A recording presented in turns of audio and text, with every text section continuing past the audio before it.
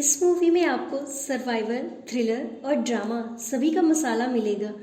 तो मूवी के स्टार्टिंग में हम एक हाई सिक्योरिटी वाले एरिया को देखते हैं और अब इसी दौरान यहाँ से एक कृष्ण नाम का आदमी गुजर रहा होता है। तभी वह आसपास को न देख करके इस मौके का फायदा उठाते हुए वो पास में खड़ी एक एसयूवी गाड़ी के गेट को आसानी से खोलकर उसके अंदर चला जाता है। क्रिश एक्चुअली एक चोर है और वो इस कार में भी चोरी करने के लिए ही आया है और वो इस कार को तो चुराता नहीं मगर इस कार के इक्विपमेंट जैसे कि साउंड सिस्टम और डैशबोर्ड में रखी हुई चीजों को ले लेता है। अब यहाँ पर वो मस्ती करते हुए साथ में पीछे वाली सीट पर टॉयलेट भी कर देता है और अब मस्ती खत्म हो जाने के बाद जब वो इस कार से निकलने के लिए डोर खोलने की कोशिश करता है तो डोर नहीं खुलता और वो दूसरे डोर को खोलने का ट्राई करता है मगर सारे डोर ही लॉक होते हैं और जिसके बाद में वो इस कार के शीशे को तोड़ने की कोशिश करने लगता है मगर उसके शीशे पर इतनी तेजी से मारने के बावजूद भी शीशे नहीं टूटते और टूटते भी कैसे, सारे ग्लास फुली बुलेट प्रूफ होते हैं। और अब इसके बाद में क्रिश डोर के प्लास्टिक वाले पार्ट को तोड़ के उसके अंदर हाथ डालने की कोशिश करता है मगर इसी चक्कर में उसके हाथ में चोट लग जाती है। अब जब उसके पास में कोई और रास्ता नहीं बचता है तो वो अपने बैग से गन निकालता है और आगे के शीशे पर चलाता है, लेकिन जैसा कि आपको बताया कि सारे शीशे बुलेट प्रूफ है इसीलिए गोली चलाने के बाद में बुलेट रिफ्लेक्ट होकर इसके ही पैर में लग जाती है और जिससे यहाँ पर क्रिश की मुसीबत अब और भी ज्यादा बढ़ जाती है। खून को रोकने के लिए वो अपने जख्म पर टी शर्ट लपेटता है और अब तभी बाहर एक औरत आती है जो इस कार के शीशे से अपने लिपस्टिक को ठीक करती है और इससे ये पता चलता है कि कार के सभी शीशे पोलराइज्ड यानी कि बाहर से अंदर कुछ भी नहीं दिखाई देगा। और इसके बाद में वो औरत यहाँ से चली जाती है और क्रिश अपने फ़ोन से अपनी वाइफ को कॉल करने की कोशिश करता है लेकिन उसके फ़ोन में बैटरी खत्म हो चुकी थी जिससे कि फ़ोन ऑफ हो जाता है और क्रिश अब यहाँ पर बेहद ही बुरी तरीके से फंस चुका है और उसके पास में यहाँ पर कुछ खाने के लिए भी नहीं है और पीने के लिए भी नहीं और उसके पास बस थोड़ा पानी होता है और अब ये रात को किसी तरह से बिताता है और अगले दिन जब क्रिश उठता है तो उसने जो रेडियो चुराया था उसको कार में वापस लगाता है और कार में म्यूजिक बजाकर कुछ रिलैक्स करने की कोशिश करता है और वो साथ में फिर से डोर तोड़ने की कोशिश करता है लेकिन इसी दौरान उसे कार में एक कॉल आती है। क्रिश कॉल रिसीव करता है और जिसके बाद में वो आदमी बताता है कि मेरा नाम डॉक्टर हेनरी है और मैं इस कार का मालिक हूँ। मेरी 10 बार कार चोरी हो चुकी है और इसको मिलकर अभी 11 बार हो जाएंगे मगर क्रिश कहता है कि मुझे यहाँ से बाहर निकालो। अब हेनरी की इस कार की कुछ खूबियाँ बताता है और वो बताता है कि ये कार पूरी तरीके से बुलेट प्रूफ है और इसके ग्लास पोलराइज्ड है और इसका पूरा कंट्रोल मेरे पास है। क्रिश उसमें चिल्लाने लगता है और कहता है कि उसे यहाँ से निकालो और कहता है कि मुझे बहुत तेज प्यास लगी है और यहाँ पर बहुत ज़्यादा गर्मी भी है। जिसके बाद में फ़ोन कट हो जाता है और एसी चालू हो जाती है और एसी चल जाने की कुछ राहत मिलती है मगर एसी उसे अच्छे के लिए नहीं बल्कि उसे टॉर्चर करने के लिए चलाई थी। धीरे धीरे करके यहाँ पर ठंड बढ़ा दी जाती है और क्रिश अपनी टी शर्ट को दोबारा पहन लेता है और वो एसी की वेंटिस को अपने कपड़े से बंद करने की कोशिश करता है मगर अब कार के अंदर बहुत ज़्यादा ठंड बढ़ गई होती है और कुछ समय बाद में फिर से कॉल आती है और क्रिश से फिर से धमकी देने लगता है और उसे यहाँ से निकालने को कहता है। हेनरी कहता है कि तुम मेरे को सवाल का जवाब दो और जिसके बाद में तुम यहाँ से निकल सकते हो। हेनरी पूछता है कि ताकि तुम क्या करोगे जब तुम अपने बेटे को चोरी करते हुए पकड़ोगे। क्रिश कहता है कि मैं उसको डांटूंगा और पुलिस को दे दूंगा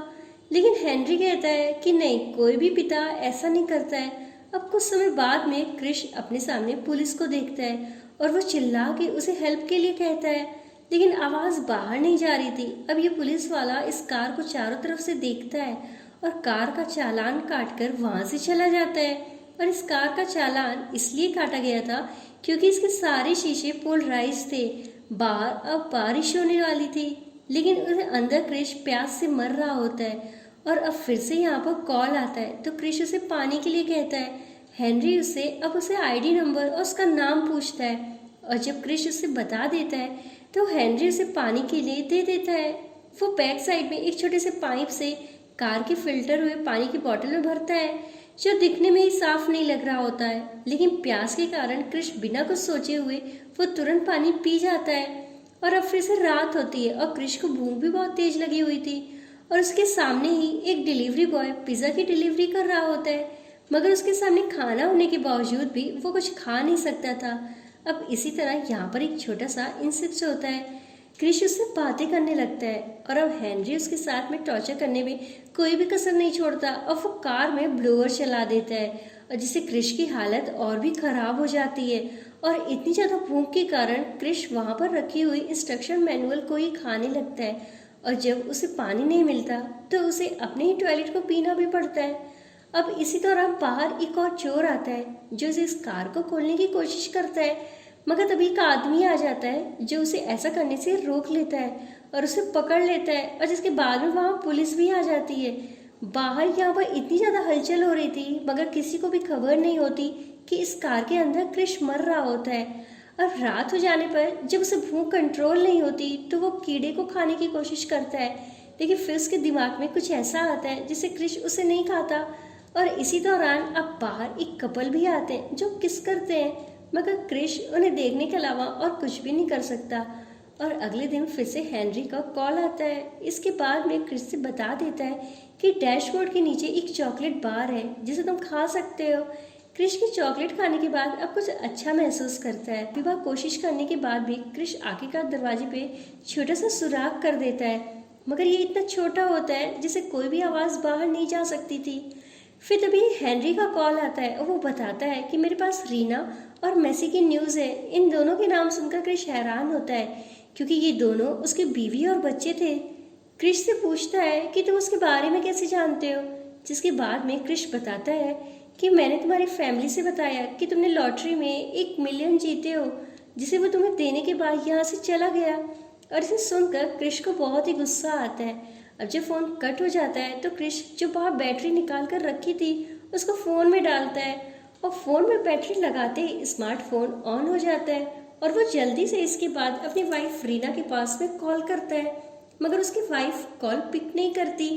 और जिससे क्रिश को वॉइस मेल छोड़ना पड़ता है और उसके बाद में बैटरी भी डेड हो जाती है। और अब अगले सीन में हम देखते हैं कि हीरो खाली बैठ करके बार बार कार को स्टार्ट बटन पर क्लिक कर रहा होता है, लेकिन कुछ समय बाद में कार स्टार्ट हो जाती है और कार का गियर रिवर्स में अटका हुआ था, जिसके बाद वो तेजी से कार को पीछे की ओर ले जाता है और जिससे अब यहाँ पर कार का एक्सीडेंट हो जाता है और वो कार से बाहर निकलता है और वो सीधा कार से बाहर निकलकर पास के पेट्रोल पंप पर जाता है। वहाँ एक कैफे में जाता है जहाँ यहाँ पर पानी की बोतल उठाकर और खाने के लिए बर्गर लेकर टेबल पर जाकर खाने लगता है, लेकिन तभी वहाँ पर सिक्योरिटी गार्ड आके कहता है कि इसके लिए तुम्हें पेमेंट करना होगा, मगर क्रिश उसे शूट कर देता है। लेकिन अब हमें तुरंत ही ये पता चलता है कि क्रिश ये सपना देख रहा होता है। क्रिश पूरी तरीके से अब हिम्मत हार चुका था और इसीलिए वो इसे छुटकारा पाने के लिए सुसाइड का रास्ता चुनता है और अब वो गन को अपनी ओर करके ट्रिगर दबा देता है, लेकिन किस्मत से उस गन में बुलेट ही नहीं होती है और जिसके बाद में वो गन को फेंक देता है। अब जब फिर से हेनरी का कॉल आता है तो हेनरी उसके सामने आता है, लेकिन क्रिश उसको सामने देखने पर भी कोई भी रिएक्शन नहीं करता क्योंकि किसी भी रिएक्शन के लिए अब उसमें ताकत नहीं बची होती। हेनरी अब कार में आकर बैठ जाता है और वो क्रिश से बातचीत करता है। क्रिश ने पहले हेनरी से सिगरेट लाने की रिक्वेस्ट की,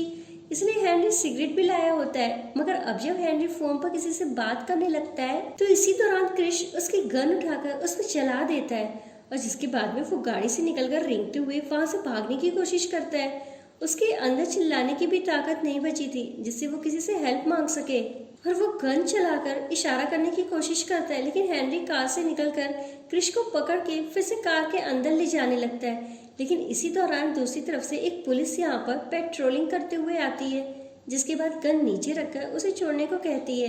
हेनरी पुलिस से कहती है कि ये हमारे आपस का मैटर है। अब देखते ही देखते यहाँ पर काफी सारी पुलिस आ जाती है, कई सारे रिपोर्टर्स और ढेर सारे लोग भी यहाँ पर इकट्ठा हो जाते हैं। अब यहाँ पर काफी बड़ी प्रॉब्लम खड़ी हो चुकी थी क्योंकि हेनरी का जो प्लान था वो फेल हो चुका था और जिसके कारण थॉमस नाम के एक पुलिस ऑफिसर को बुलाया जाता है जो हाल ही में रिटायर होने वाला था।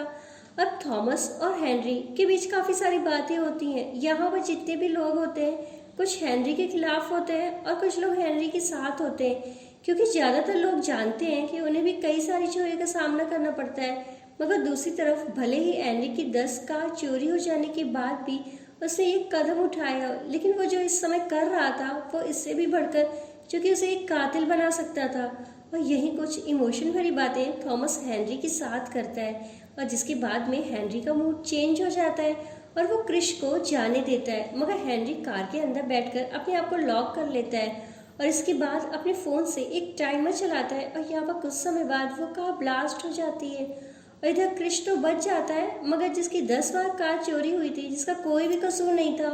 बस एक चोर को सबक सिखाने के लिए उसकी प्लानिंग फेल हो जाने के बाद सभी लोगों ने उसका ये रूप देखा तो इस सबसे ज़्यादा खतरनाक हेनरी को माना। तो वहीं दूसरी तरफ क्रिश बच जाता है क्योंकि क्रिश के खिलाफ कोई भी एविडेंस ना मिलने के बाद उसे अगले ही दिन रिलीज कर दिया जाता है